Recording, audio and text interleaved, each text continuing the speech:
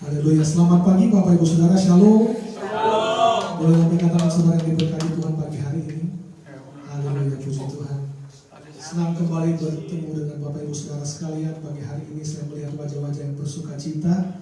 Kami menyambut juga jemaat Gereja Onur yang boleh hadir di tempat ini. Kami menyambut dengan penuh sukacita. Dan kita bersekutu manis bersama-sama dengan Tuhan pagi hari ini. Bapak Ibu Saudara sekalian, mari saya mengajak kita untuk pagi berdiri. Mari kita mengucapkan bersama-sama pengakuan iman rasuli. 2, 3. Aku percaya kepada Allah, Bapa yang Maha Kuasa, Khalik dan bumi, dan kepada Yesus Kristus Anak yang tunggal Tuhan kita, yang dikandung daripada Roh Kudus, lahir dari Maria, yang menderita di bawah pemerintahan Pontius Pilatus, disalibkan, mati dan dikuburkan, turun dalam kerajaan maut, pada hari yang ketiga bangkit pula dari antara mati, naik ke surga, terus bersama kanan Allah, Bapa yang Maha Kuasa, dari kanan dari semua, untuk menghakimi orang yang hidup dan yang mati. Aku percaya kepada Roh Kudus, gereja yang kudus dan am, persekutuan Roh Kudus, pengampunan dosa, kebangkitan daging, dan hidup yang kekal. Amin. Kita tetap bangkit berdiri, Bapak Ibu Saudara sekalian, mari kita satukan hati dan kita berdoa. Kami bersyukur kepadamu Bapa kami di surga, Tuhan Yesus Kristus, Juru Selamat kami, kekasih jiwa kami, sobat kami yang setia, Allah yang terus melihara, menjaga, menyertai setiap kehidupan kami sampai hari ini. Kami bersyukur sepanjang minggu yang kami boleh jalani, Engkau Allah tidak pernah meninggalkan kami. Engkau ada bersama-sama dengan kami di setiap musim hidup ini ya Tuhan. Oleh sebab itu Tuhan, tidak ada alasan untuk kami tidak bersyukur atas segala rahmat kasih karunia yang Tuhan berikan di dalam setiap hidup kami. Bapa di sorga, pagi hari ini bersama sidang jemaat-Mu, kami mau bersekutu dengan Tuhan di dalam ibadah kami pagi hari ini. Kami rindukan Tuhan hadirat-Mu memenuhi setiap kami. Biar hadirat-Mu menguasai setiap hati kami, menguasai setiap ibadah pada pagi hari ini Tuhan. Yang lemah dikuatkan, yang bimbang diteguhkan, yang sakit disembuhkan pagi hari ini. Setiap kami dilawat oleh Roh Kudus-Mu Tuhan, bekerja di dalam setiap hati-hati kami ya Tuhan. Biar suasana surgawi boleh kami rasakan di tengah-tengah ibadah kami pagi hari ini. Nama Tuhan yang kami tinggikan, nama Tuhan Yesus yang kami puji, sembah dan agungkan. Engkau kekasih jiwa kami. Terima kasih Bapa, berkati kami sekalian pada pagi hari ini. Berkati hamba-hamba-Mu yang akan melayani. Biarlah kebenaran firman-Mu menyenangkan setiap kami. Firman-Mu menguatkan kehidupan kami, untuk kami tetap berjalan di dalam rel kebenaran firman-Mu Tuhan. Terima kasih Bapa. Berkati setiap jemaat mungkin dalam perjalanan, dalam persiapan. Tuhan Kau tuntun mereka tiba di tempat ini, untuk sama-sama kami memuliakan nama Tuhan. Terima kasih Bapa. Datanglah kerajaan-Mu, jadilah kehendak-Mu di tempat ini Tuhan. Terpujilah nama-Mu Bapa. Dalam nama Tuhan Yesus kami menyerahkan ibadah kami. Haleluya, haleluya, amin. Silakan duduk kembali Bapak Ibu Saudara. Mari kita angkat hati kita kepada Tuhan. Haleluya, pujilah Tuhan. Sebab Dia Allah yang ditinggikan, Dia Allah yang kita masyurkan, Dia Allah yang besar, Dia Allah yang kita cintai seumur hidup kita. Terima kasih Bapa. Mari angkat hatimu jemaat. Angkat hatimu sembah Tuhan pagi hari. Roh Kudus-Mu bekerja di dalam setiap kami. Haleluya Tuhan. Haleluya Tuhan. Terima kasih Tuhan. Terima kasih Haleluya. Haleluya. Haleluya. Haleluya. Haleluya.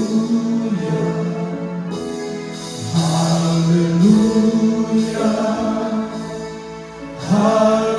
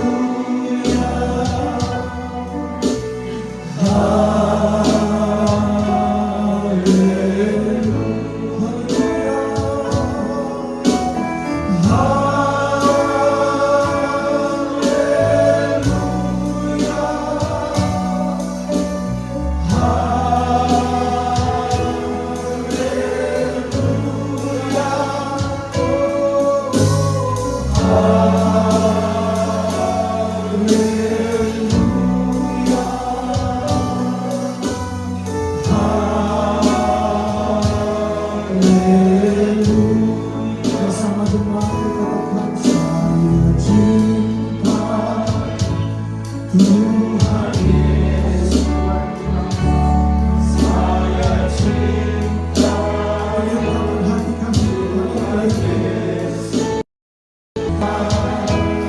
Tuhan, saya cinta, saya cinta Tuhan Yesus, saya cinta Tuhan Yesus,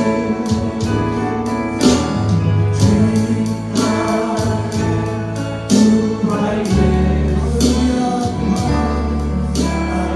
oh saya cinta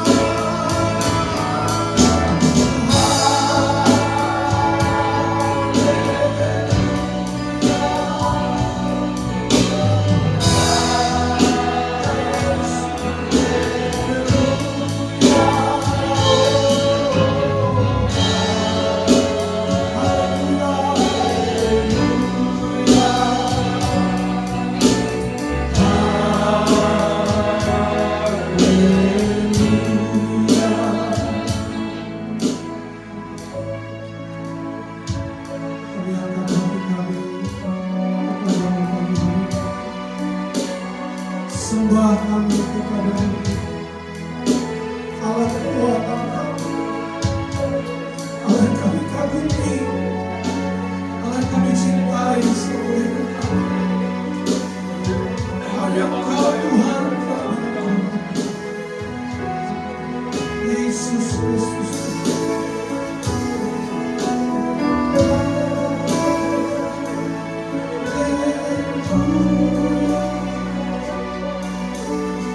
Oh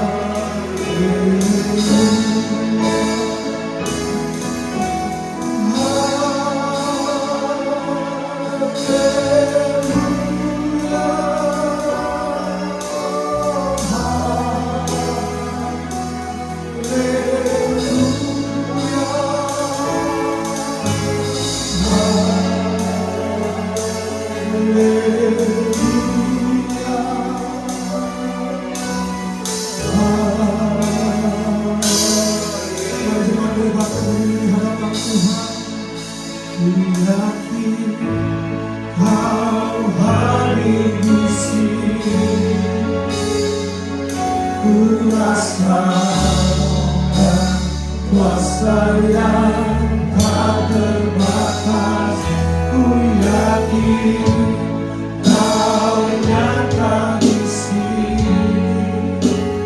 Kemenangan terjadi di sini. Ku yakin Kau hadir di sini. Rasakan kuasa, haleluya. Kuasa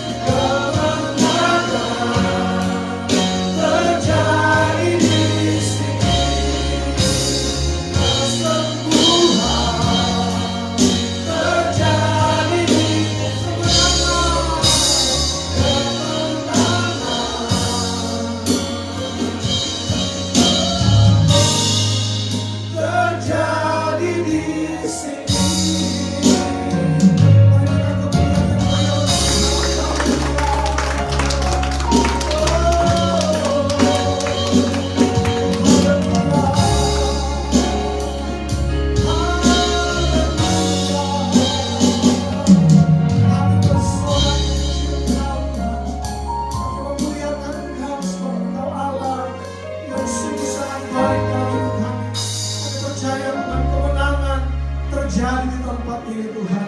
Terlebih lagi bersorak memuji dan memuliakan nama Tuhan dalam nama Yesus. Haleluya. Amin. Haleluya. Sebelum kita memuji Tuhan, boleh kita salam kiri salam kanan. Pancarkan senyummu yang terbaik. Haleluya.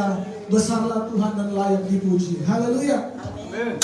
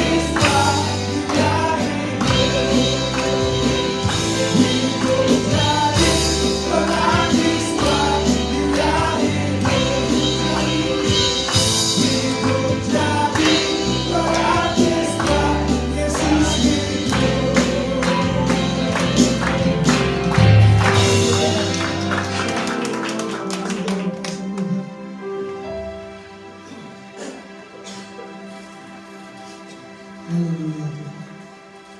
Engkau telah hidup, Engkau telah bangkit, menjadi menang Tuhan. Walaupun banyak persoalan pergumulan, kami akan terbang bersama-Mu ya Yesus.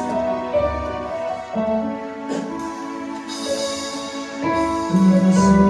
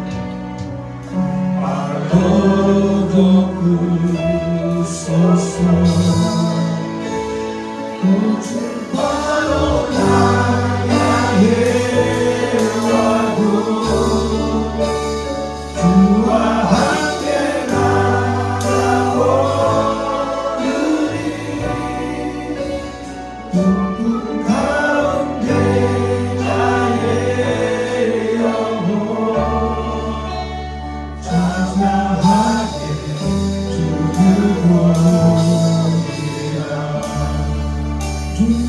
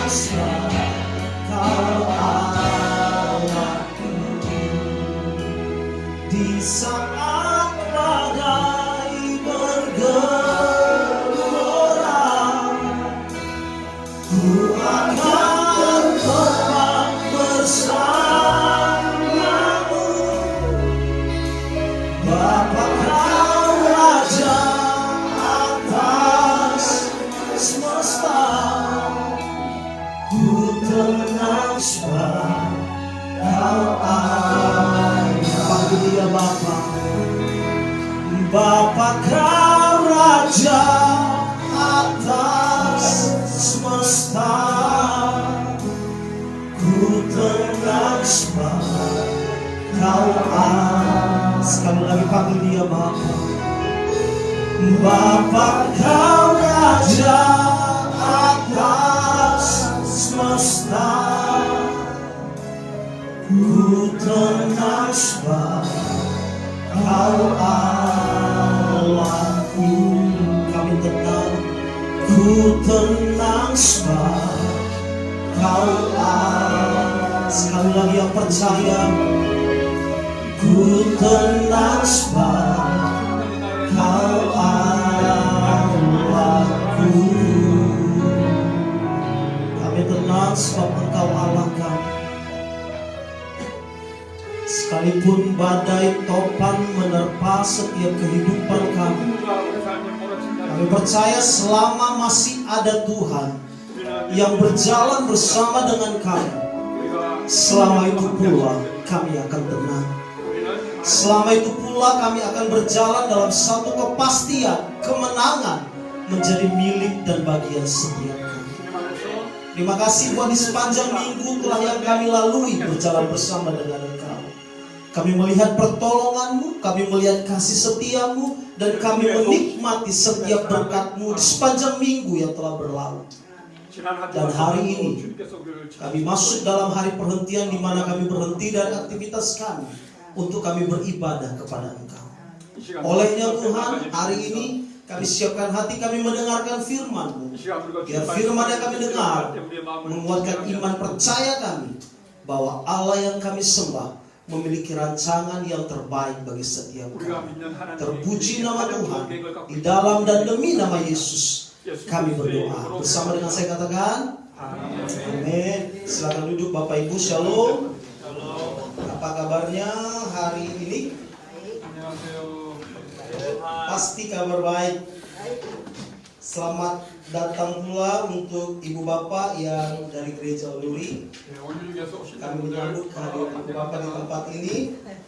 Puji Tuhan bisa beribadah bersama dengan kami di tempat ini. Walaupun keterbatasan dalam bahasa, kami percaya semuanya kita satu dalam Tuhan. Amin.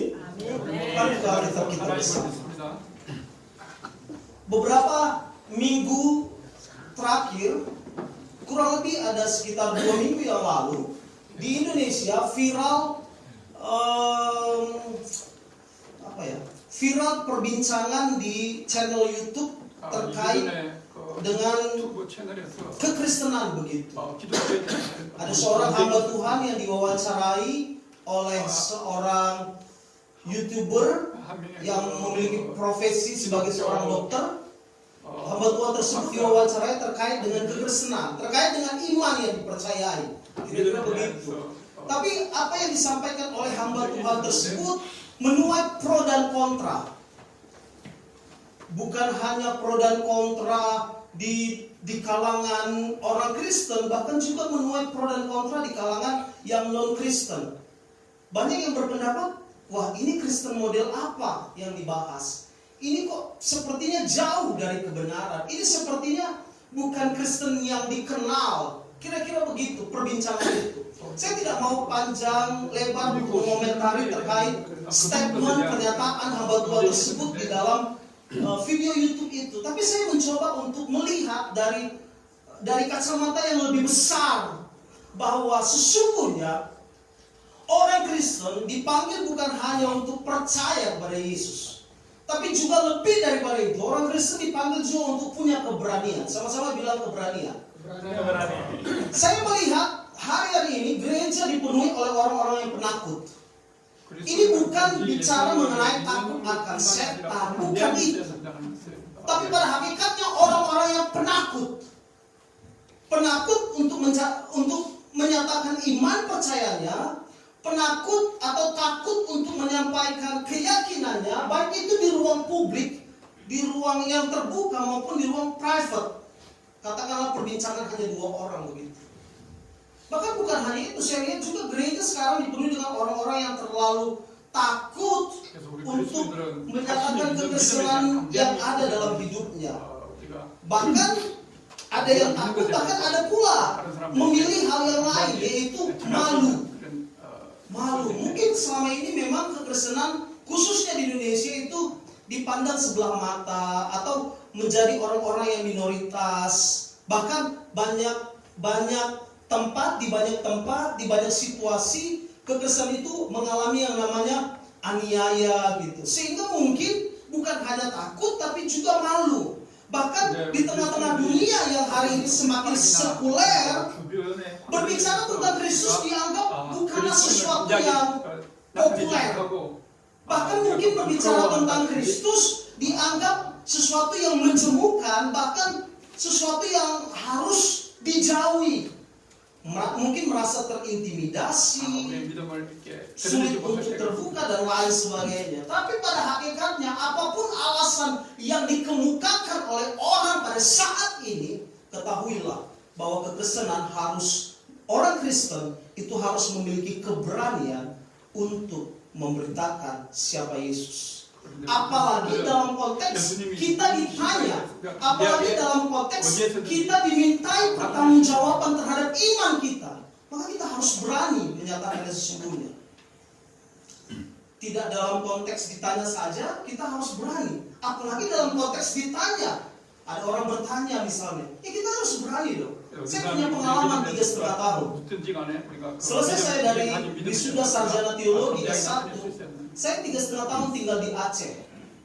Khususnya waktu itu 1 tahun ada tinggal di kota Lok Sumawe. Dari Lok Sumawe ke Medan itu 6 jam perjalanan. 6 jam perjalanan dan tidak naik pesawat, itu naik bus. Dan itu biasanya disetting perjalanannya itu supaya sampai subuh atau subuh lah di Medan. Jadi kalau berangkatnya dari Lok Sumawe itu kurang lebih jam 12 malam, baru nanti nyampe di Medan itu jam 6 pagi. Gitu. Sebaliknya juga kalau mau ke Lok Sumawe, berangkatnya dari Medan itu jam 12 malam, nyampe nanti di Lok Sumawe itu jam 6 pagi. Sudah disetting memang begitu transportasinya. Setiap bulan saya harus pulang ke kota Medan. Setiap bulan saya harus pulang ke kota Medan untuk mengikuti pertemuan pendeta-pendeta. Karena kebetulan saya diutus di sana. Waktu awal mula saya menyelesaikan studi, saya diutus untuk memegang satu gereja yang ada di kota Lok Sumawe. Gereja yang cukup sederhana seperti kita. Kurang lebih jemaat yang kami gembalakan waktu itu 15 sampai 25 orang.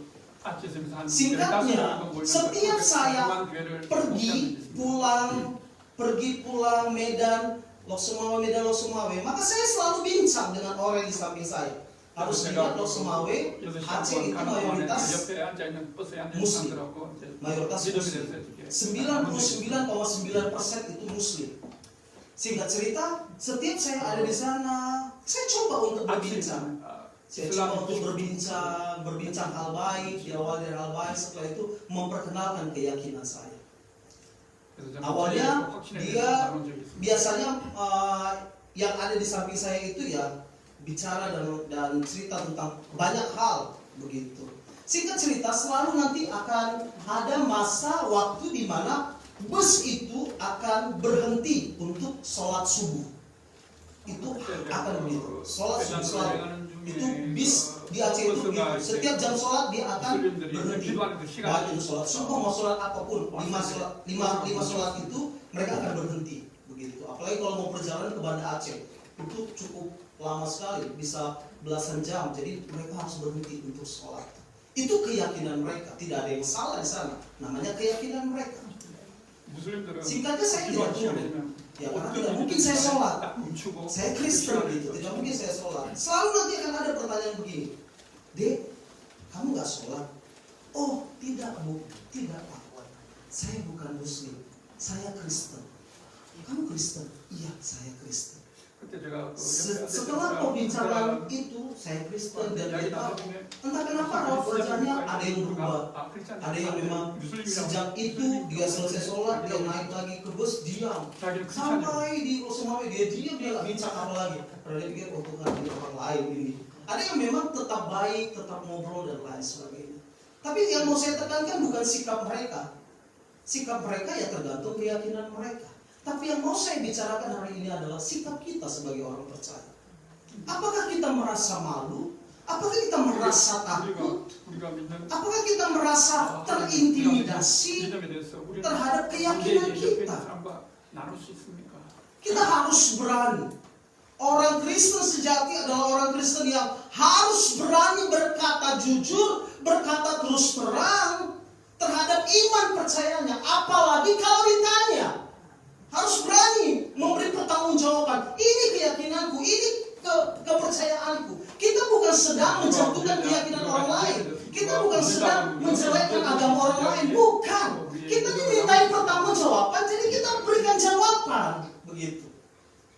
Tapi dengan cara-cara yang etis pula, dengan tidak merendahkan keyakinan orang lain, dengan tidak menyerang agama orang lain. Kan ditanya, ya saya jawab. Jangan menyerang orang lain. Tapi di channel YouTube yang saya temukan itu, awalnya memang viral di TikTok. Setelah itu saya bilang, saya mau pelajari dulu dari awal sampai akhir ini pembicaraan apa sih sebenarnya. Setelah saya tonton, saya bilang, ya juga sih, ini pendeta ngawur sih, ngawur juga gitu. Nggak ada keberaniannya sih. Pak, Bu, kita harus berani. Sama-sama bilang berani. Bilang sama sebelahnya kamu harus berani. Bilang sama sebelahnya kamu harus berani. Bilang sama sebelahnya apalagi dimintai pertanggungjawaban. Ya, tidak diminta saja harus berani, apalagi diminta harus lebih berani. Mari buka kitab kita bersama-sama. Saya ingin membawa kita untuk mengerti maksud ayat ini. Bisa dibantu saya PowerPoint-nya? Temanya adalah keberanian orang percaya. Kisah Para Rasul pasal 4 ayat 13. Satu ayat. Kita baca sama-sama yuk. Dibantu Pak. 2, 3. Ketika sidang itu melihat keberanian Petrus dan Yohanes dan mengetahui bahwa keduanya orang biasa yang tidak terpelajar, heranlah mereka dan mereka mengenal keduanya sebagai pengikut Yesus. Ini adalah peristiwa kelanjutan daripada kenaikan Tuhan Yesus. Jadi pada waktu Yesus naik ke surga, Roh Kudus dicurahkan kepada para murid. Dan waktu itu para murid melakukan banyak mukjizat. Setidaknya waktu itu di Kisah Rasul pasal yang ketiga ayat yang pertama sampai 10, di sana dilakukan mukjizat penyembuhan terhadap orang lumpuh yang dilakukan oleh Petrus dan Yohanes. Ada seorang pengemis yang lumpuh sejak lahir dan Petrus pada saat itu berkata, emas perak tidak ada padaku, tetapi apa yang kupunya kuberikan kepadamu. Demi nama Yesus bangkit dan berjalan pulang. Setelah itu ada peristiwa lain yang mendahului daripada peristiwa ini, di mana Petrus berkhotbah di Serambi Salomo, dan pada waktu dia berkhotbah dia mengambil kesempatan untuk berani dan menjelaskan siapa itu Yesus yang telah disalib dan bagaimana Yesus bangkit daripada kematian. Dan pada waktu dia menyampaikan itu, maka pada saat itu pula mereka ditangkap, khususnya Petrus dan Yohanes. Ditangkap dan dia dibawa kepada pemimpin-pemimpin agama. Karena pada waktu itu khotbahnya Petrus dan Yohanes ini itu mengganggu keyakinan mereka. Karena Petrus dan Yohanes pada waktu itu mengajar di Bait Allah, memberitakan terkait kebangkitan Yesus. Dan pada waktu itu mereka ditangkap dan dimintai keterangan terkait apa yang mereka sampaikan, dan bahkan pada saat itu mereka disuruh untuk diam dan jangan berbicara apapun tentang Yesus dan tentang kebangkitan. Dan pada waktu dimintai keterangan seperti itu, dimintai pertanggungjawaban dan dimintai semua hal, karena mereka ada dalam sidang Sanhedrin waktu itu, yaitu majelis agama Yahudi tertinggi. Sanhedrin itu majelis agama Yahudi tertinggi, di mana di sana ada imam-imam kepala, orang-orang Farisi, ahli-ahli Taurat, orang-orang yang hebat, cerdik secara intelektual keagamaannya. Bahkan ada orang-orang Yahudi di sana juga. Mereka dimintai pertanggungjawaban pada saat itu. Dan waktu dimintai pertanggungjawaban, Petrus dan Yohanes dengan berani menegaskan, ini yang ku percaya, bahwa Yesus yang kalian tangkap itu, yang kalian salibkan itu, dia adalah Tuhan yang mati dan dia bangkit kembali. Dan pada waktu itu semua orang yang ada di sana, Sanhedrin itu, majelis agama Yahudi tertinggi itu, mereka terkejut melihat jawaban daripada para rasul itu, khususnya Petrus dan Yohanes. Dan muncullah kalimat ini ketika sidang itu melihat keberanian Petrus dan Yohanes dan mengetahui bahwa keduanya orang biasa dan tidak terpelajar, Heranlah mereka, dan mereka mengenal keduanya sebagai pengikut Yesus. Sanhedrin terheran-heran dan takjub terhadap keberanian Petrus dan Yohanes. Orang itu tahu bahwa ini kan orang biasa. Mereka ini kaum yang tidak terpelajar, berbeda dengan kita. Tapi mereka punya keberanian yang cukup luar biasa. Bahkan mereka ini adalah orang-orang yang dulunya dekat dengan Yesus. Mereka punya keberanian yang cukup luar biasa. Mereka cukup heran terhadap hal itu. Ini yang harus dimiliki oleh orang percaya. Sama-sama bilang keberanian. Bilang sama sebelahnya keberanian. Bilang sama sebelahnya kamu harus berani. Apalagi dimintai pertanggungjawaban. Ada yang ditanyakan, kamu agamanya apa? Apa ya? Ya gimana lah ya. Sudahlah aku tanya agama. Menjauh gitu. Kenapa sih? Apa susahnya bilang Kristen? Setelah itu kalau dia tanya, oh kamu Kristen? Gimana keyakinan Kristen? Ada juga yang merasa malu dan bilang, aduh gak usah tanya-tanya itulah. Aku bukan ahli Taurat sih, aku bukan orang teologi, jadi kayak aku orang awam gitu. Saya bilang, kok begitu sih jawabannya aneh gitu. Beritahu aja apa yang kamu tahu. Beritahu aja apa yang kamu mengerti tentang keyakinan kamu gitu. Tidak usah merasa malu, tidak usah merasa terintimidasi, tidak usah merasa takut. Karena pada hakikatnya orang besar itu harus berani. Kan dia yang tanya gitu ya, kita kasih jawab dong gitu. Kita bukan Shalom, sudah terima Yesus belum? Gitu. Enggak gitu kita lakuin gitu. Kita ditanya ya kasih jawaban gitu. Harus berani memberikan jawaban ketika ditanya. Saya mengambil kata keberanian. Slide selanjutnya. Keberanian dalam bahasa Yunani diambil dari akar kata dari dua kata. Slide selanjutnya, Pak. Oke. Dalam bahasa Yunani itu disebut dengan paresia. Itu dari dua kata, yaitu yang pertama pas dan yang kedua resis. Pas itu artinya semua, keseluruhan, dan resis itu artinya ucapan atau perkataan. Jadi secara harafiah, paresis itu ini artinya secara harafiah, secara etimologinya. Jadi paresia itu adalah berbicara secara total, tidak ada yang disembunyikan, dan dia berbicara dengan tegas, bebas, terbuka, tanpa ada yang harus ditutup-tutupi, tanpa ada hal yang harus dibuat ke belakang dan sesuatu hal yang baru menonjol ke depan. Tidak. Jadi terbuka, tidak ada sekat, tidak ada sesuatu yang disembunyikan. Itu kalau secara etimologinya. Tetapi secara leksikal, kalau kita melihat dari kamus bahasa Yunani sendiri, bahkan kalau kita lihat dalam konteks dalam ayat ini, slide selanjutnya, maka paresia ini diartikan adalah suatu keberanian untuk berbicara secara terus terang terus. Ketika dimintai pertanggungjawaban, sampaikan, ini loh kebenarannya. Secara nyata, secara terus terang dan terus sampaikan segala sesuatu dalam konteks ayat ini. Bahkan juga selain daripada keberanian berbicara dan terus terang, keberanian diartikan juga suatu kebebasan untuk menyatakan pendapat tanpa rasa takut. Oke, waktu itu mereka ada intimidasi. Karena disuruh untuk berhenti, disuruh untuk diam, dan diadili, disidang oleh mahkamah agama Yahudi yang tertinggi pada saat itu. Tapi perhatikan ini, kebebasan menyatakan pendapat tanpa rasa takut. Bahkan bukan hanya itu, tapi percaya diri dan kejujuran penuh dalam berbicara di hadapan otoritas, siapapun otoritas tertingginya, siapapun yang bertanya harus berani menyampaikannya. Ini keyakinan, ini kebenaran yang saya yakini. Saya harus berani menyampaikannya, karena hal itu menunjukkan keberanian sejati. Maka dari pengertian ini, apa yang dimaksud keberanian orang percaya? Keberanian orang percaya artinya adalah satu sikap yang ditunjukkan oleh orang percaya untuk menyampaikan sesuatu kebenaran yang diyakini tanpa rasa takut dan tanpa intimidasi, bahkan tanpa satu tekanan, bahkan harus terbuka terhadap segala sesuatu yang diyakini bahkan dipercaya menjadi sebuah kebenaran. Itu yang disebut dengan keberanian orang percaya, yaitu sikap kita untuk berani melakukan. Nah, sekarang pertanyaannya, saya akan masuk di dalam inti khotbah ini. Apa yang harus kita maknai dari peristiwa ini? Keberanian orang percaya yang pertama. Kita baca ayat Alkitab tadi. 2:3.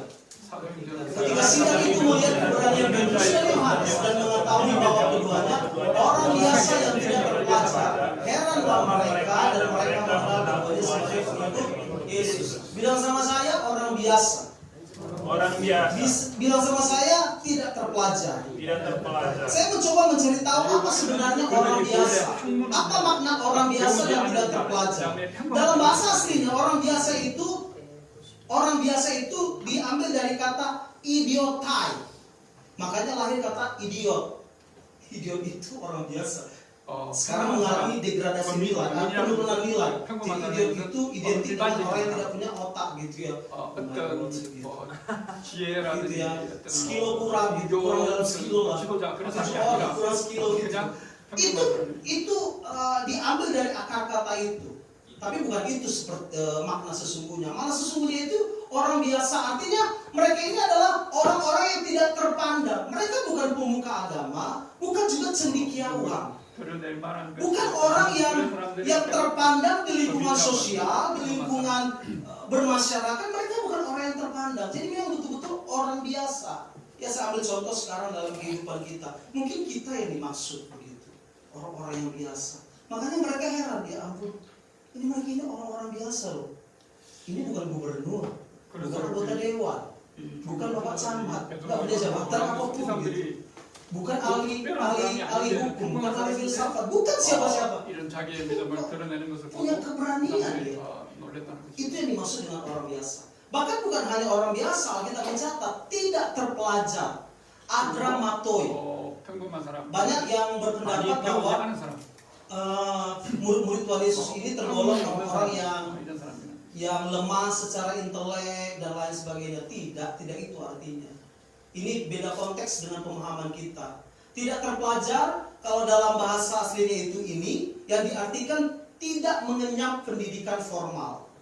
Artinya bukan berarti mereka tidak menyelesaikan pendidikannya. Jadi di dalam hukum pendidikan Yahudi itu ada 5 kelas, 5 tingkatan. Gitu. Dari kelas paling bawah, sejak mereka usia 2 sampai 3 tahun sudah masuk dalam pendidikan Yahudi. Sampai nanti tingkat ke-6. Tingkat ke-6 ini di mana seorang rabi, katakan misalnya saya rabinya, saya akan memilih siapa yang menjadi pengikut saya. Dari konsep ini makanya lahir prinsip begini, bukan kamu yang memilih aku kata Tuhan, tetapi aku yang memilih kamu. Karena memang itu prinsip rabi.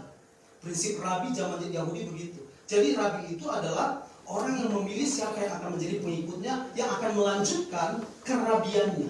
Makanya ingat, Yesus memilih 12 orang murid. Yesus yang pilih, bukan muridnya yang milih. Guru, aku maulah satu jadi muridmu, enak aja lu. Bukan begitu prinsipnya. Itu prinsip orang Yahudi. Jadi saya tidak tahu pasti, saya coba cari gali waktu itu. Apakah mereka ini, maksudnya para murid khususnya Petrus dan Yohanes ini, betul-betul tidak pernah sekolah Yahudi, tidak pernah mengecap pendidikan yang dimaksud. Ternyata tidak, mereka pernah mengecap pendidikan. Hanya saja mereka tidak menyelesaikan pendidikan kerabian sampai di kelas 6-nya gitu. Kelas 6 bukan kelas 6 yang kita maksud ya, yang katakanlah jenjang ini ya, jenjang pendidikan. Jadi jangan disalahartikan, karena banyak orang yang bilang begini, iya itu para murid itu banyak sih. Bahkan sarjana teologi juga banyak juga yang kacau juga pemahamannya saya lihat. Dia bilang begini, iya itu kan para murid itu para nelayan, artinya mereka tidak mengecap pendidikan. Siapa bilang? Mereka mengecap pendidikan, tapi tidak menyelesaikan sampai selesai seperti para rabi pada umumnya. Sekarang ini saya ambil nih, siapa di sini yang tamat SD? Pasti ada. Tamat SMP? Ada. Tamat SMA? Ada. S1? Ada. S2? Ada. S3? Ada. Suatu saat Bapak Ibu datang di kelas saya. Di kelas saya karena saya dosen. Saya S3 di kelas saya. Bapak Ibu datang. Bapak Ibu tamat SMA. Maka kalau Bapak Ibu katakanlah mau kuliah S2, Bapak Ibu mau kuliah S2 nih. Yang mengajar S2 kan wajib S3 gitu kan, jenjangnya begitu. Bapak Ibu datang di kelas saya ngajar mata kuliah, satu mata kuliah di jenjang kuliah S2. Bapak Ibu tamat SMA, masuk di kelas itu. Bisa nggak saya keluarkan kalimat ini? Waduh, ini orang tidak terpelajar. Bisa tidak? Bisa. Tapi dalam konteks karena Bapak Ibu belum menyelesaikan jenjang S1 gitu. Tapi bukan diartikan Bapak Ibu tidak pernah sekolah gitu. Enggak dong. Bapak Ibu kan tamat SMA, hanya saja Bapak Ibu mau masuk di kelas S2 gitu. Maka saya bilang, aduh, ini orang tidak terpelajar, ngapain dia masuk ke kelas ini? Bukan berarti tidak pernah sekolah gitu. Hanya saja memang karena tidak S1. Jadi konteksnya adalah kamu tidak S1, jadi kamu tidak bisa masuk di kelasnya. Ini kan kelas S2. Syaratnya harus selesai S1 dong, masuk ke kuliah ini gitu. Jadi konteksnya seperti itu. Jadi bukan berarti para murid itu sama sekali, sorry to say, TOLOL, kurang pandai, bukan itu artinya. Bukan mereka tidak pernah mengecap pendidikan, mereka pernah mengecap pendidikan.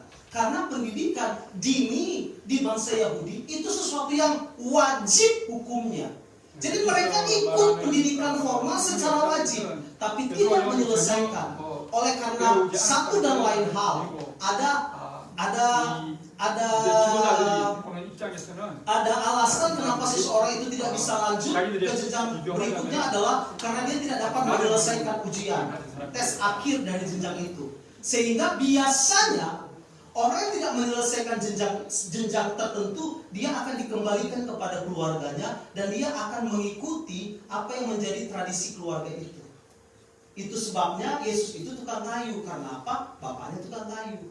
Jadi bisa nggak dipastikan bahwa Yesus itu juga tidak menyelesaikan pendidikan seperti kerabian yang dimaksud? Bisa.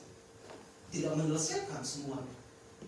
Sehingga dia menjadi tukang kayu. Kalau dia selesaikan, mungkin Yesus sudah jadi imam pada waktu itu dengan memakai jubah dan kerabian dan lain. Murid-murid juga seperti itu. Mereka tidak menyelesaikan pendidikan sampai jenjang tertinggi sehingga mereka harus kembali kepada keluarganya. Orang tua Petrus nelayan, ya dia harus mengikuti kegiatan itu dan dia jadi nelayan. Itu maksudnya tidak terpelajar. Tapi apapun pengertiannya tidak terpelajar itu, saya ingin mengambil satu kesimpulan dari narasi tidak terpelajar dan orang biasa. Slide selanjutnya, perhatikan kalimatnya. Keberanian orang percaya itu tidak bergantung pada kualitas manusiawi. Secara manusiawi kita pasti punya standar seseorang itu bisa dianggap berani. Ada orang yang berani menyatakan kebenaran karena mungkin dia punya jenjang pendidikan yang cukup sehingga dia berani. Ada orang yang merasa minder. Kita nyari sekolah kan tuh takut kita sudah. Ada yang begitu. Takut. Dia pikir dia nggak mencap pendidikan. Kita orang biasa, kita sudah bagian kita. Ada yang begitu. Tapi ketahuilah, ketika kita berhadapan dengan keyakinan kita, siapapun engkau, siapapun saya, ingatlah, keberanian kita tidak tergantung pada kualitas manusiawi. Manusiawi memang punya kriteria. Oh, seseorang itu akan berani ketika dia punya ini, punya gelar, dia punya jabatan secara sosial, bahkan mungkin dia punya kekayaan dan dia terpandang di masyarakat di satu komunitas. Makanya kalau di kami komunitas orang Batak memang ada istilah ini. Namora Sitiom Hata.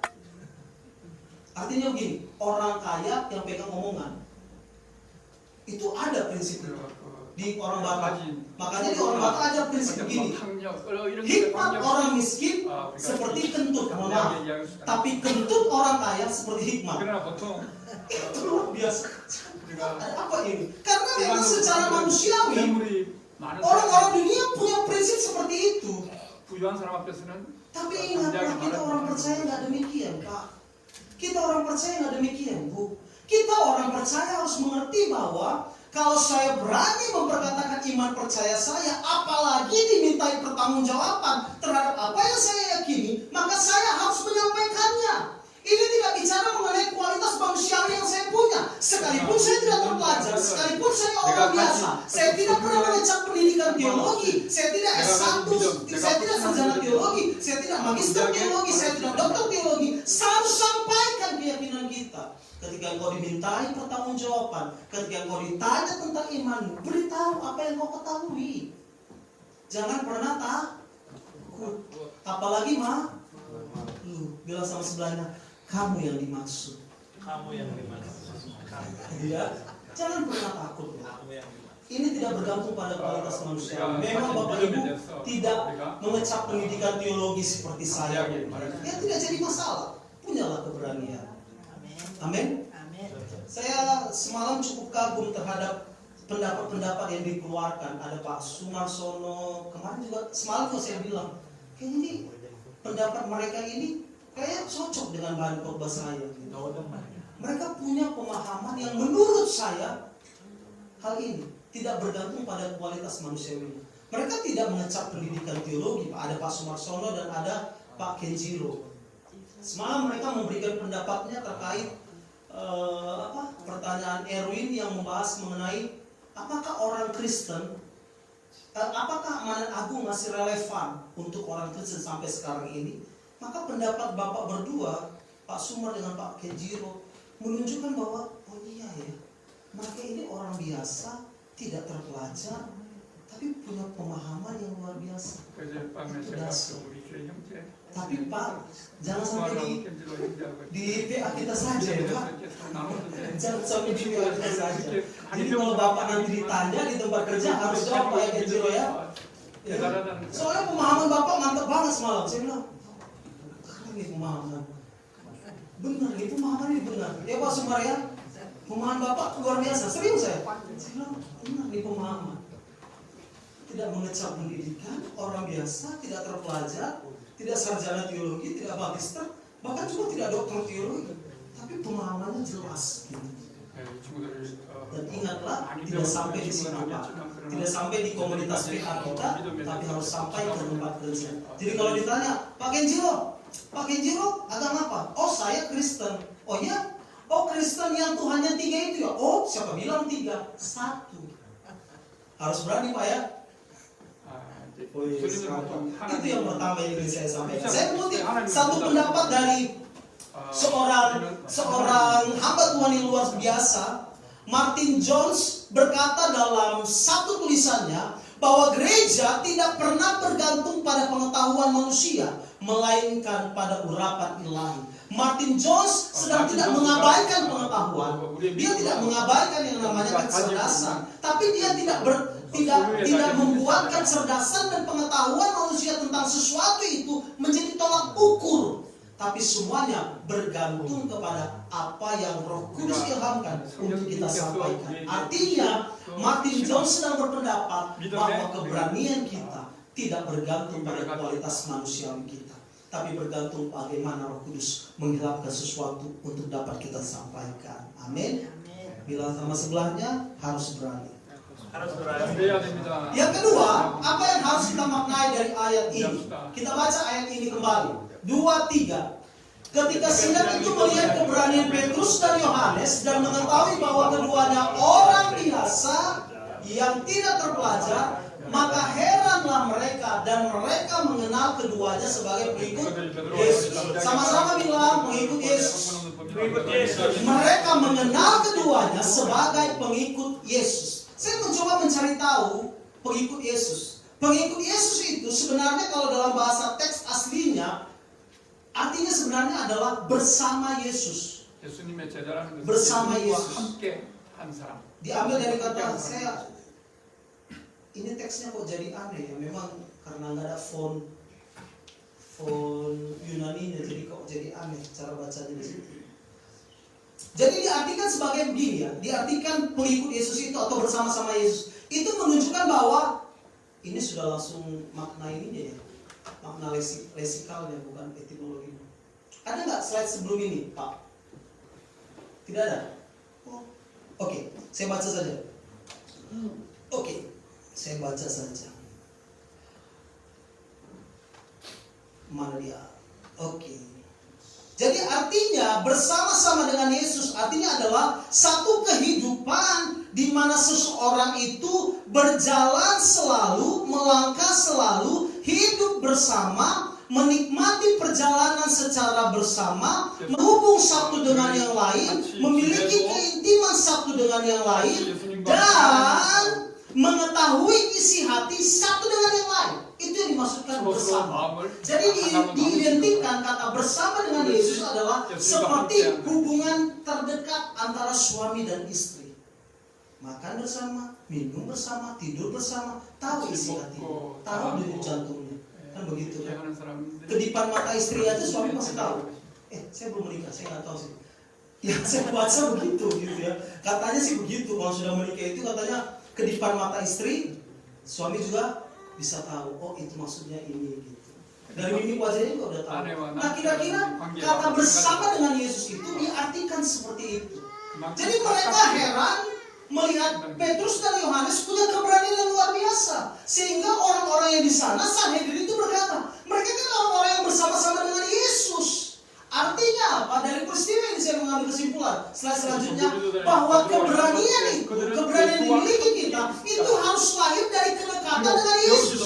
Pak, Bu, Yesus itu adalah sumber keberanian yang sejati. Dia adalah keberanian itu sendiri. Jadi kalau engkau dan saya ingin memiliki keberanian, maka mau tidak mau kita harus hidup berjalan bersama dengan Dia. Setiap hari, setiap waktu intim dengan Dia. Iya Pak, tapi kan sekarang Yesusnya nggak ada Pak di muka bumi. Betul, Yesusnya tidak ada di muka bumi sekarang. Dia tidak seperti kita hari ini. Tapi melalui firman-Nya lah, maka Yesus bisa memberitahu apa yang harus kita lakukan. Pada waktu kita intim dengan Kristus, pada waktu kita dengan Kristus, kita dekat dengan kehidupan yang melekat dengan Yesus, membaca firman, masuk dalam doa, masuk dalam aktivitas-aktivitas rohani lainnya, maka dengan baik kedekatan itulah yang akan melahirkan keberanian kita untuk menyatakan sesuatu. Bahkan bukan hanya keberanian kita, tapi kedekatan kita dengan Kristuslah yang mengakibatkan kita mengerti tentang Dia, paham tentang Dia, mengerti tentu jantungnya, mengerti apa yang Dia mau, mengerti apa yang Dia maksud, bahkan mengerti kehendaknya. Dan pada waktu kita dimintai pertanggungjawaban itu, kita bisa menjawab mereka karena kita sudah dekat dengan Dia. Suatu ketika pada waktu saya dosen di Medan, ada satu mahasiswa yang cukup berani karena memang dia lumayan dekat dengan saya. Jadi dia sudah tahu ritmenya saya, ritme kerja saya, dan dia sudah tahu apa maksud saya. Jadi satu ketika ada seseorang yang datang. Kebetulan saya tidak ada Pak Juan. Waktu itu saya ketua program studi pendidikan agama Kristen. Ada Pak Juan? Oh enggak ada. Oh kenapa Bu? Waktu itu alumni datang. Oh iya saya mau bertanya tentang ini. Oh iya Pak Juan nggak ada. Jadi Pak Juannya kapan datang? Pak Juannya kayaknya nggak datang hari ini Bu. Dan sepertinya Pak Juan itu bakalan jawab tidak Bu terhadap itu. Loh kok kamu tahu? Kan Pak Juan belum kamu chat Pak Juan. Iya Pak Juan saya kenal dia. Jadi dia pasti akan menolak Ibu. Dia pasti akan bilang tidak terhadap itu Bu. Ah kamu ngada-ngada. Iya Bu percaya. Setelah itu singkat cerita, mana nomor telepon Pak Juan? Yaudah kalau Ibu nggak percaya nih, dikasih nomor handphone saya, dia telepon saya, Pak Juan saya ini. Oh iya kenapa Bu? Iya Pak Juan katanya Bapak nggak datang ya. Siapa yang bilang Bu? Oh ini dia sebut nama mahasiswa itu. Iya memang betul Bu saya nggak datang. Betul juga ya, kok tahu dia. Terus katanya Bapak begini Pak ini begini. Oh iya saya nggak mau Bu, saya nggak bersedia, nggak ada. Lebih bagus Ibu cari orang lain aja, Ibu minta tolong orang lain, saya nggak bersedia. Loh kok sama ya Pak jawabannya? Karena itu suatu kedekatan. Jadi waktu itu saya tanya sama dia, kamu ngomong apa sama Ibu yang kemarin itu datang? Aku bilang Pak Juan nggak bakalan datang dan Pak Juan nggak bakalan setuju dengan apa yang dibilang Ibu itu. Oh iya mantap. Sedikit banyak saya merasa kok dia bisa tahu. Saya bakalan jawab itu. Saya bakalan bilang tidak. Kok bisa tahu dia saya bakalan tidak datang? Sedikit saya bilang sama dia, kenapa kamu tahu saya tidak datang? Kenapa kamu tahu saya akan jawab tidak? Aku kan udah tahu sedikit sifat Bapak. Ya tahu lah, Bapak pasti bilang enggak. Tahu lah, kan Bapak biasanya memang hari Selasa nggak bakalan pernah ada di kampus. Bapak kan punya jadwal untuk memimpin ibadah doa pemimpin menara doa hari Selasa di gereja Bapak. Kok tahu dia?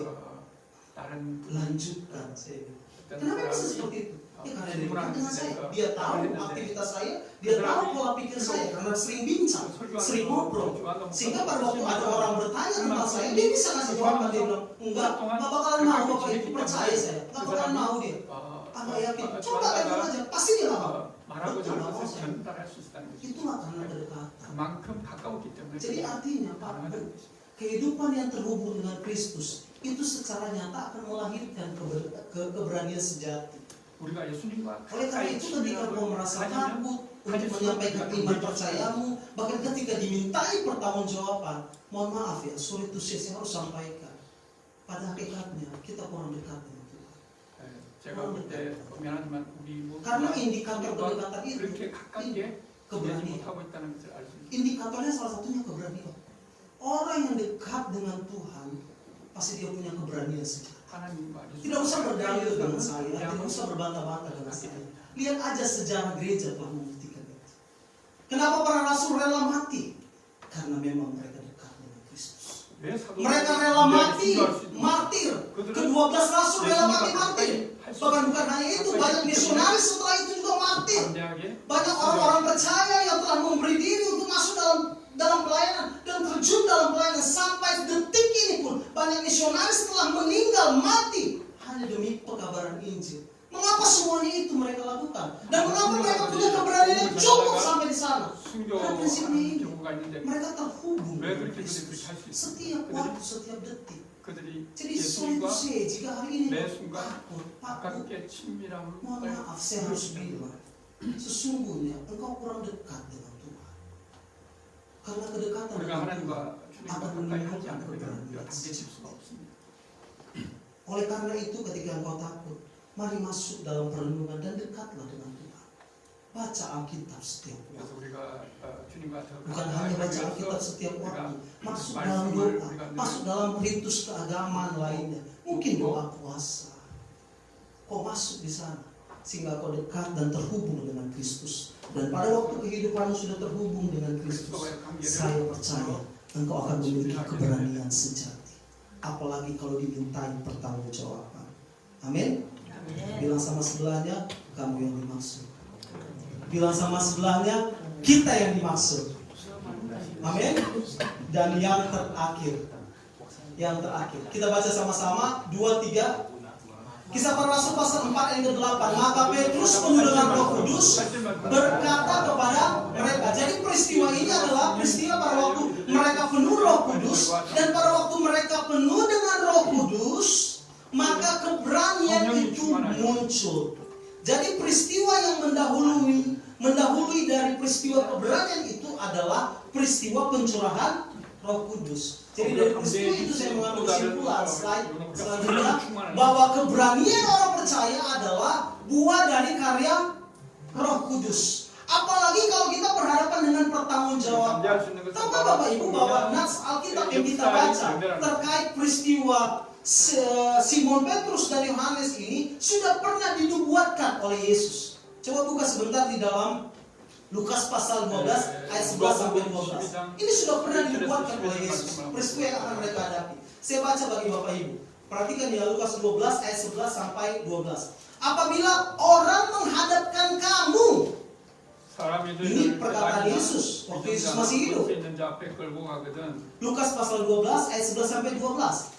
Apabila orang menghadapkan kamu kepada majelis-majelis atau kepada pemerintah-pemerintah dan penguasa-penguasa, janganlah kamu khawatir bagaimana dan apa yang harus kamu katakan untuk membela dirimu. Sebab pada saat itu juga apa? Roh Kudus akan mengajarkan kamu apa yang harus kamu katakan. Ini jauh ditulis, jauh disampaikan oleh Yesus sebelum peristiwa mereka. Jadi ini semacam nubuatan bahwa suatu masa, suatu saat orang Kristen, orang percaya akan begini. Engkau akan dihadapkan kepada majelis-majelis, engkau dihadapkan kepada pemerintah, dan engkau akan dihadapkan kepada penguasa. Oleh karena itu kami bertanya, jadi bagaimana, apa yang harus kami ucapkan untuk membela diri kami? Apa yang harus kami sampaikan? Maka Yesus berkata begini, sebab pada saat itu juga Roh Kudus akan mengajar kamu apa yang harus kamu katakan. Jadi ketika engkau mengalami ketakutan, mau tidak mau, engkau harus dipenuhi oleh Roh Kudus. Karena Roh Kuduslah yang akan memberikan keberanian kepadamu. Bukan hanya keberanian, tetapi juga akan mengilhamkan sesuatu untuk engkau sampaikan. Roh Kudus yang adalah Roh Allah yang memimpin kepada kebenaran itu akan mengilhamkan kalimat-kalimat baik untuk engkau sampaikan. Dan keluar dari mulutmu dengan hikmatnya, maka Roh Kudus akan menuntun engkau untuk memberikan jawab. Sehingga jawabanmu tidak menyinggung orang lain, jawabanmu tidak melemahkan orang lain, jawabanmu tidak mencederai keyakinan orang lain, jawabanmu tidak melukai keyakinan orang lain, tidak menghujat agama orang lain, tapi keyakinanmu, apa yang kau keluarkan lewat mulutmu, apa yang kau perkatakan karena Roh Kudus mengilhamkan itu semua, maka perkataanmu itu akan membuahkan situasi dan kondisi di mana kau ada saat itu. Itu yang dihadapi oleh para rasul, khususnya Simon Petrus dan Yohanes pada saat itu. Mereka berkata sesuatu, mereka berkata dan menyampaikan sesuatu yang mereka yakini. Oleh karena Roh Kudus, mereka punya keberanian. Bukan hanya keberanian tadi, tapi juga apa yang harus diucapkan. Itu semua berasal dari Roh Kudus. Oleh karena itu, mau tidak mau, setelah peristiwa kenaikan Kristus ke surga, maka Roh Kudus dicurahkan kepada gereja. Untuk apa? Salah satunya untuk ini, untuk memiliki keberanian. Untuk apa? Untuk mengajarkan kita apa yang harus kita lakukan, bahkan juga apa yang harus kita lakukan. Oleh karena itu, kalau engkau, ya mohon maaf, kalau engkau misalnya selama ini merasa gagap lidah, kurang fasih berkata-kata, ingatlah, ada Roh Kudus yang akan untuk mengajarkan apa yang harus kamu katakan. Kalau kita kembali ke dalam perjanjian lama, maka kita akan mengalami peristiwa yang sama dan melihat peristiwa yang sama. Suatu ketika Musa berkata, aku gagap lidah. Kata Musa, aku gagap lidah. Apa yang dilakukan oleh Allah? Maka Allah berkata kepada engkau kepilih jadi pemimpin. Bahkan nanti juga ada peristiwa lain. Pada waktu nabi-nabi lain berkata, aku gagap lidah, tidak pintar berucap. Maka pada saat dia dipenuhi oleh Roh Kudus, pada saat dia dipenuhi oleh Roh Allah dalam perjanjian lama, maka seorang yang gagap lidah itu, maka dia memiliki kecerdasan, dia memiliki kemampuan. Apa yang harus dikatakan itu bersumber dari Roh Kudus. Jadi kalau hari ini mungkin di antara kita ada yang merasa, aduh kayaknya saya ini tidak pintar sekali, saya tidak tahu apa yang harus saya ucapkan, saya tidak mengerti apa yang harus saya komunikasikan, saya tidak pintar untuk memilih kata yang tepat dan lain sebagainya. Minta Roh Kudus. Engkau harus dipenuhi oleh Roh Kudus. Bukan hanya keberanian, tapi juga apa yang harus engkau katakan. Itu semua bersumber dari Roh Kudus. Amin. Oleh karena itu, saya menutup dalam satu pernyataan, ada nggak? Saya menutup dalam kalimat ini. Keberanian apa yang harus dimiliki oleh orang percaya? Yang pertama adalah engkau dan saya harus berani menyatakan iman di tengah dunia dengan iman. Ketika engkau dimintai pertanggungjawaban terhadap iman percayamu, maka beranilah menyatakannya. Yang kedua, engkau harus berani berdiri bagi kebenaran. Berdiri bagi kebenaran. Artinya engkau tidak kompromi terhadap dosa, meskipun mayoritas orang mendukung dosa tersebut. Bahkan engkau mampu menjadi terang dan garam dalam hal integritas hidup. Dan engkau hidup dalam keadilan dan moralitas yang tinggi sesuai dengan kebenaran. Dan yang selanjutnya, yang ketiga, engkau dan saya harus berani melayani walau diri terbatas. Mungkin engkau memiliki keterbatasan. Jangan pernah sampai menunggu sempurna baru engkau melayani. Ingatlah, Tuhan memakai yang sesederhana. Tuhan memakai kesederhanaan untuk menyatakan kuasa-Nya. Dan yang terakhir adalah engkau harus berani mengasihi meskipun engkau dibenci. Ingatlah, Yesus pernah berkata, kasihlah musuh. Artinya, ketika kita ingin melakukan kasih, bahkan terhadap sesama maupun terhadap musuh, itu membutuhkan keberanian yang besar.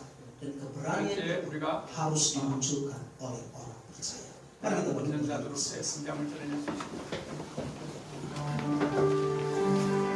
Kaulah segalanya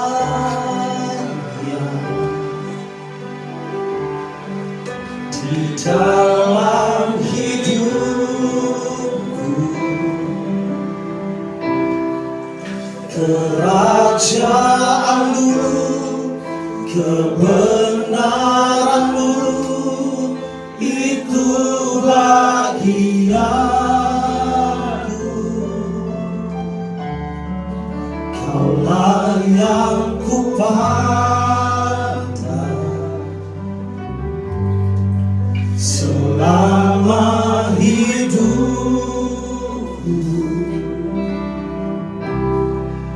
mengasihimu, memuliakanmu, Bapa dan Raja.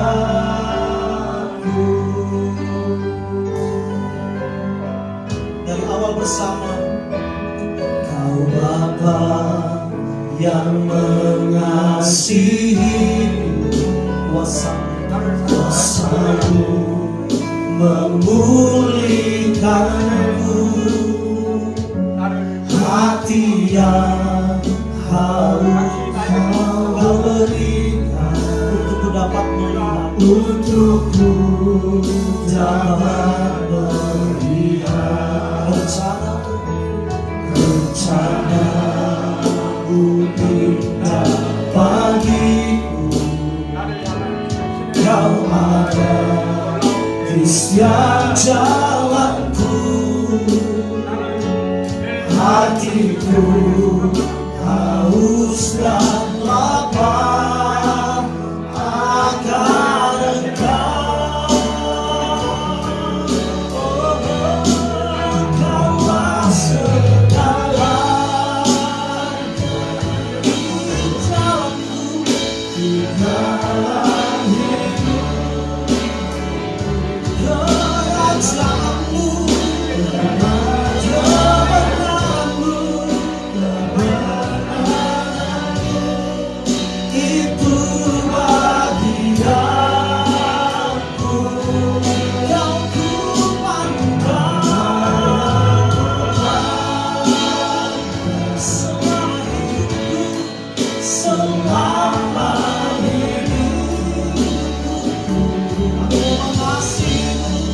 mengasihimu, memuliakanmu, Bapa dan Rajaku.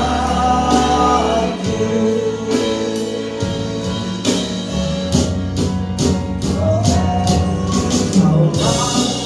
segalanya di dalam hidup, di dalam hidupku. Raja kebenaranmu,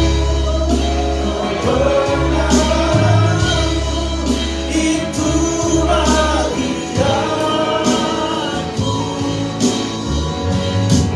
Kaulah yang ku pandang selama hidupku. Mengasihimu, memuliakanmu, Bapa dan Raja. Sekali lagi bersamakan segalanya.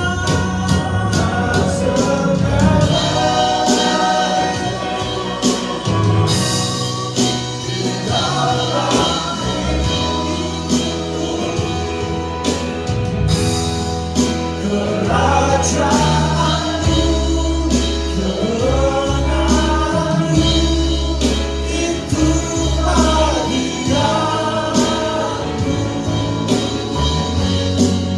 Kaulah yang ku pandang selama hidupku. Mengasihimu, memuliakanmu, Bapa dan Rajaku. Kaulah segalanya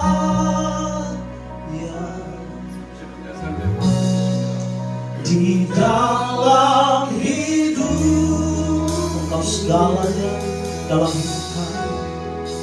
Kerajaanmu, kebenaran-Mu, itu bagian kami.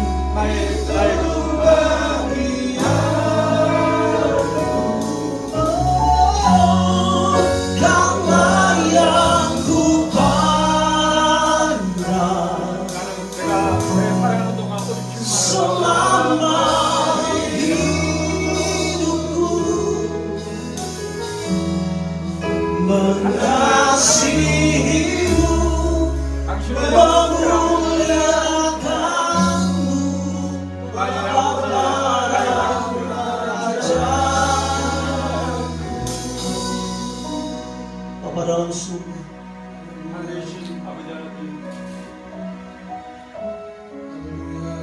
Kami telah memperingati hari kematian, kebangkitan,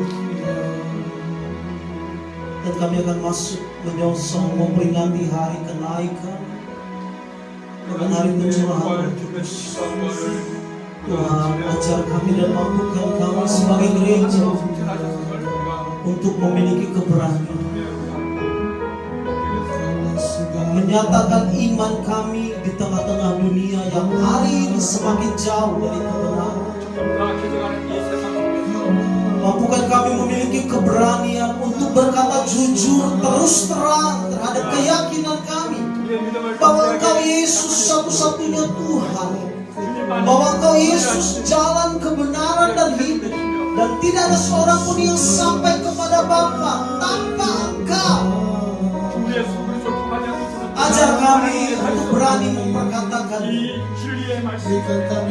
bahkan ketika kami dimintai pertanggungjawaban, ketika ada orang yang bertanya tentang iman kami, ketika ada yang bertanya tentang kepercayaan ini, kami akan berdiri teguh dan berkata, Yesus Tuhan, Yesus Juru Selamat, satu-satunya penebus yang hidup. Dia bangkit, bahkan Dia naik ke surga, mencurahkan Roh Kudus-Nya bagi kami, sehingga kami memiliki keberanian. Olehnya Tuhan, ampuni kami apabila di sepanjang kehidupan kami merasa takut untuk menyampaikan kebenaran ketika ditanya oleh orang lain. Bahkan ampuni kami ketika kami merasa malu menjadi bagian daripada kekristenan. Kami malu ketika kami harus mengakui bahwa kami Kristen. Kami malu ketika kami harus mengakui bahwa kami pengikut-Mu. Ampuni kami, Tuhan. Sehingga di setiap waktu kami berani berkata, kami orang Kristen. Saya Kristen, saya pengikut Yesus. Dan Yesus satu-satunya Tuhan dan Juru Selamat. Dan Engkau penebus bagi setiap kami. Olehnya Roh Kudus bantu kami. Kami orang yang terbatas dalam kata-kata. Kami orang yang terbatas dalam pengetahuan. Roh Kudus bantu kami. Roh Kudus ilhamkan sesuatu untuk kami sampaikan ketika orang bertanya. Roh Kudus bantu kami untuk mengucapkan kata-kata yang luar biasa, yang mampu mengubahkan orang lain ketika dimintai pertanggungjawaban. Sehingga melalui ucapan kami, banyak orang akan mengenal Engkau. Melalui tindakan kami, melalui sikap kami, nama Tuhan dimuliakan. Di tempat di mana kami bekerja, di tempat di mana kami kuliah, di tempat di mana kami tinggal, nama Yesus dimuliakan. Orang mengenal dan mengerti Yesus melalui sikap dan tindakan kami. Terima kasih. Ini setiap kami Tuhan hari. Mari kita kedua tangan kita bersama-sama. Kaulah segalanya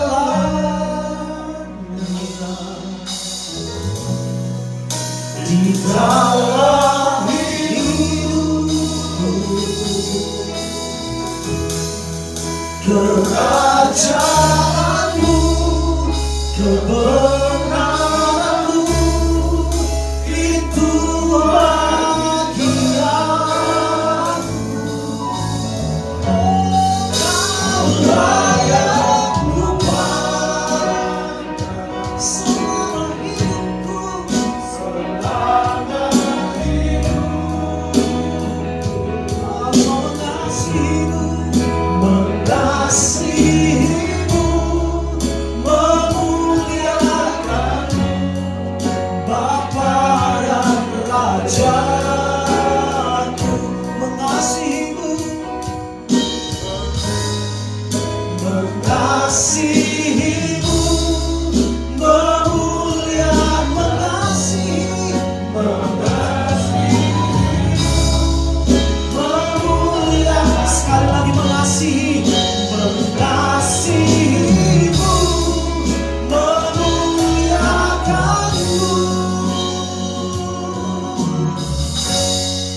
Bapa dan Rajaku. Beri tepuk tangan bagi Tuhan. Materikan firman yang telah kami dengar dalam hati kami, dalam pikiran kami, dalam roh kami. Dan kiranya Roh Kudus menolong kami dalam segala kelemahan kami, keterbatasan kami. Kami orang biasa, kami orang yang tidak terpelajar, tapi kami punya keberanian. Di dalam nama Yesus dan demi nama Yesus kami berdoa. Amin. Silakan duduk Bapak Ibu.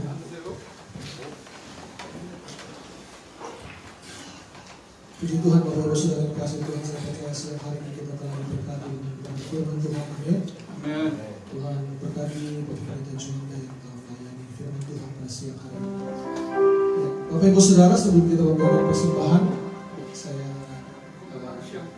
juga menyampaikan kembali kita boleh beribadah bersama-sama dengan jemaat dari gereja Umuri. Kalau tidak keberatan, saya akan senang jemaat semua untuk bagi beri, kasih salam. Ayo, senang jemaat, kasih salam, bagi berdiri. 우리 분위기 성도들하고 같이 이렇게 좀 이렇게 인사하려고 이렇게 악수. 잡았다가. Ya, baik. Terima kasih untuk kedatangan dari Bapak Ibu Saudara sekalian sudah bergabung bersama-sama dengan kami Gereja Esensa di tempat ini. Menyambut Bapak Ibu semua dengan penuh sukacita. Saya percaya setiap jemaat gereja umur yang telah datang pada siang hari ini diberkati oleh Tuhan. Amin. Silakan duduk kembali Bapak Ibu Saudara. Kita akan memberikan persembahan. Bapak Ibu Saudara menyiapkan persembahan saudara dan nanti ada yang dijalankan. Kita akan pujian bersama Tuhan dan layak dipuji.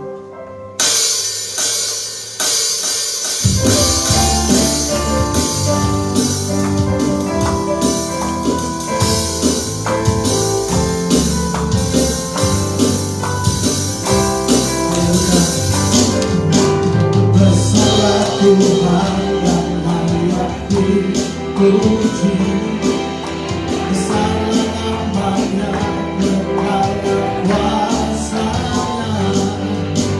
Aku yang hidup dalam naungan-Nya, ya Allah bagi kita, pilihan kita.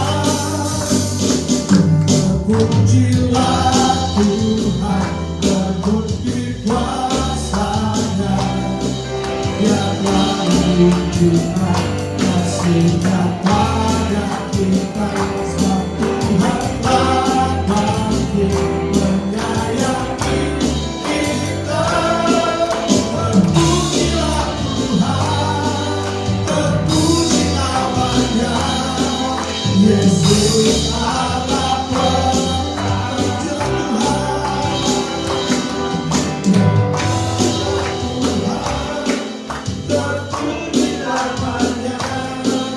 Yesus Allah perkasa, terpujilah Tuhan, terpuji namanya, Yesus Allah perkasa. Bapa di surga, kami bersyukur untuk siang hari ini. Kami telah mendengar firman Tuhan. Biarlah kebenaran firman Tuhan boleh datang ke hati kami yang baik, terus bertumbuh dan berbuah untuk kemuliaan nama Tuhan. Kebaikan Bapa baru bagi hamba-Mu ya Tuhan yang telah mendengar firman Tuhan, pemakaian hikmat surgawi terus memenuhi hidupnya, berkati pelayanan studinya dan keluarganya ya Tuhan. Setiap kami juga mendengarkan firman Tuhan, sudah kami mendengar, tapi kami melakukannya dengan setia di hadapan-Mu ya Tuhan. Sidang jemaat-Mu telah memberikan Kau persembahan tanda ibadah kami. Kiranya Tuhan persembahan yang dipakai untuk kemuliaan nama Tuhan, dan Engkau sendiri akan memberkati seluruh apapun yang dikerjakan yang berkenan kepada Tuhan. Berkat-Mu melimpah bagi seluruh sidang jemaat ICANSA di tempat ini, bagi jemaat Gereja Nur yang telah juga hadir bersama dengan kami. Kiranya berkat Tuhan terus melimpah di dalam hidup mereka. Terima kasih Bapa, letakkan persembahan ini